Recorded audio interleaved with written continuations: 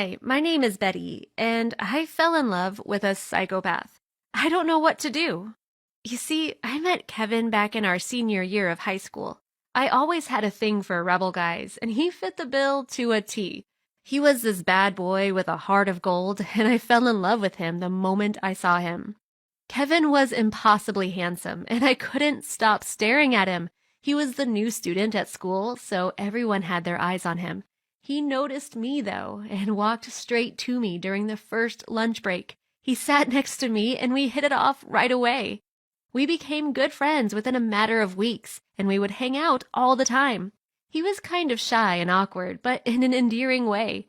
I loved being around him and kept waiting for him to ask me out on a date, but he never did.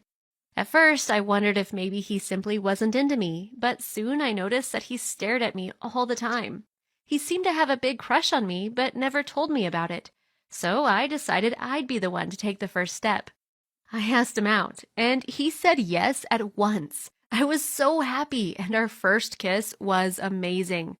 It felt like we were meant to be, like we belonged together. We began dating, and at first, everything seemed amazing. We got along so well, and he was the sweetest guy ever. I melted every time he held me close.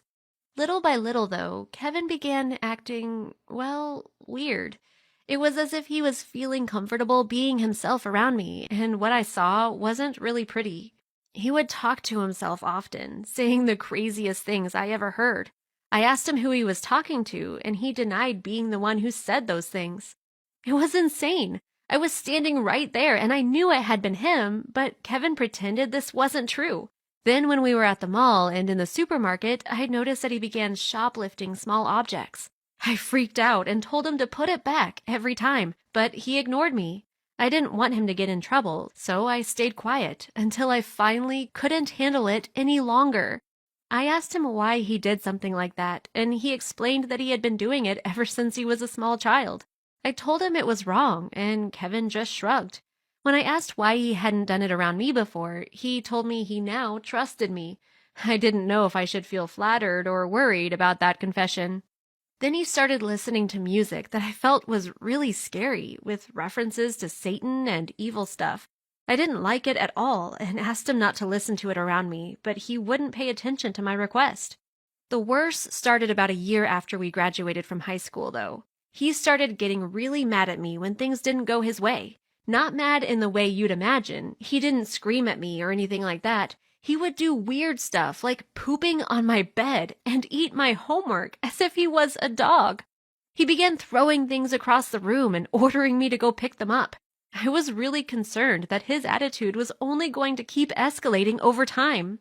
But then Kevin would apologize and hug me tightly, promising me that it would never, ever happen again.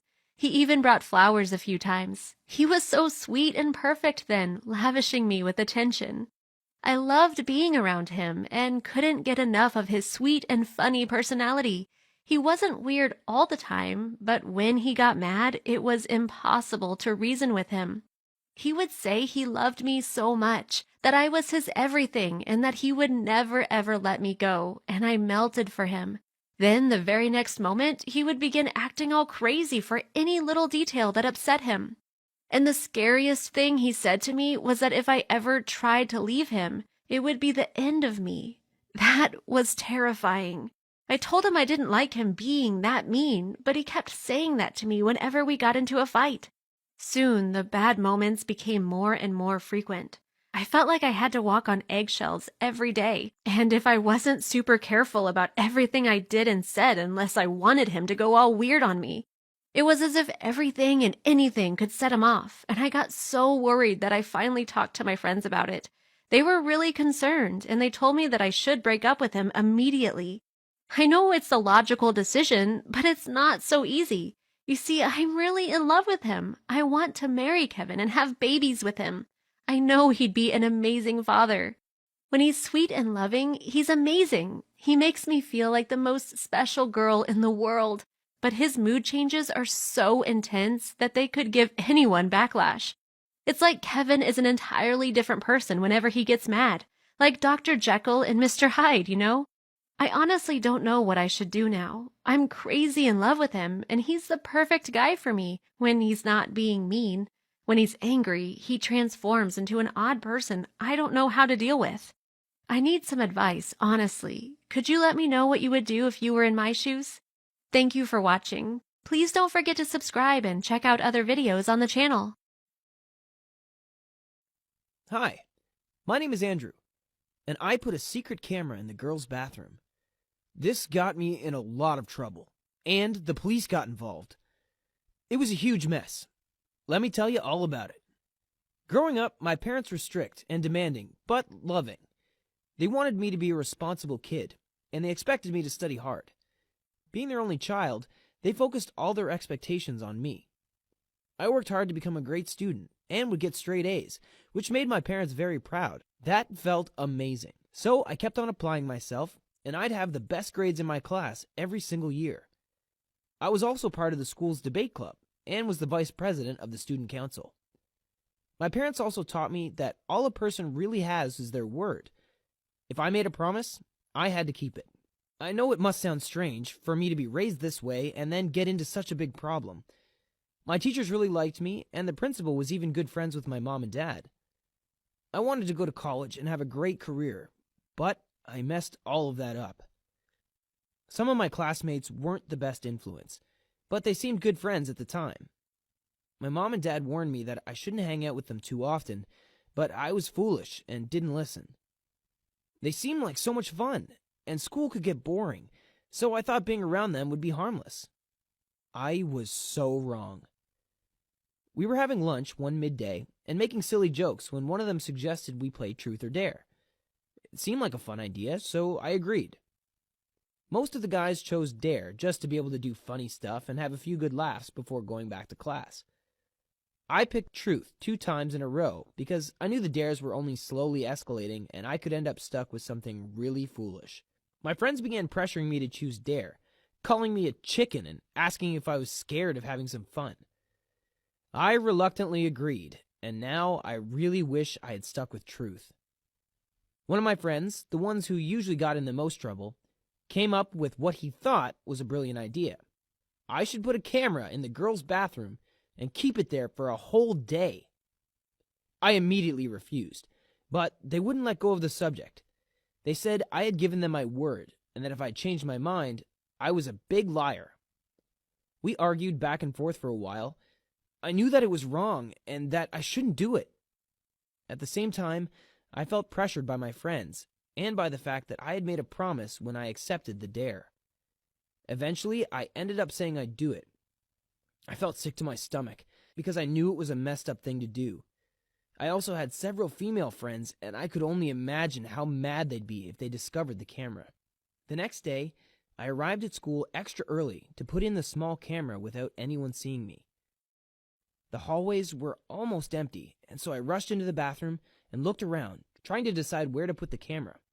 I ended up putting it in one of the corners and rushed outside. I was anxious all day long. I just wanted this silly dare to be over. The following morning, I would be able to remove the camera and pretend it had never happened. I could barely sleep that night. I kept tossing and turning in bed. I was so stressed out. When the following morning arrived, I rushed toward school as fast as I could. I was running like a madman. If I would have been a bit more careful, no one would have noticed me sneaking into the girls' bathroom. Instead, I ran outside, and apparently a teacher saw me. I was caught red-handed holding the camera I had hidden. I was in so much trouble. The teacher screamed at me to go to the principal's office right away. I followed behind her, hanging my head in defeat. The principal was livid when he heard the news. He told me that my parents were on their way and that I was in a lot of trouble. I listened in shock as he explained that I would be expelled and that the police would get involved. This was a serious crime, he told me. I didn't want to go to jail because of a silly dare. I knew what I had done was wrong, but the consequences were far worse than I ever imagined. When my parents got there, they were furious. I knew I was going to get a big talking to when I got home. I was told to wait outside the office while the principal and my mom and dad talked. In the end, the school decided not to press charges, but they did end up expelling me. I was going to graduate with honors, and now I have a big stain on my student record. My parents were furious, and they haven't still fully forgiven me for my mistake. I know that I shouldn't have allowed peer pressure to affect me. I shouldn't have been hanging out with those guys in the first place. I was sure I was going to get into the college of my choice before, but now it seems impossible.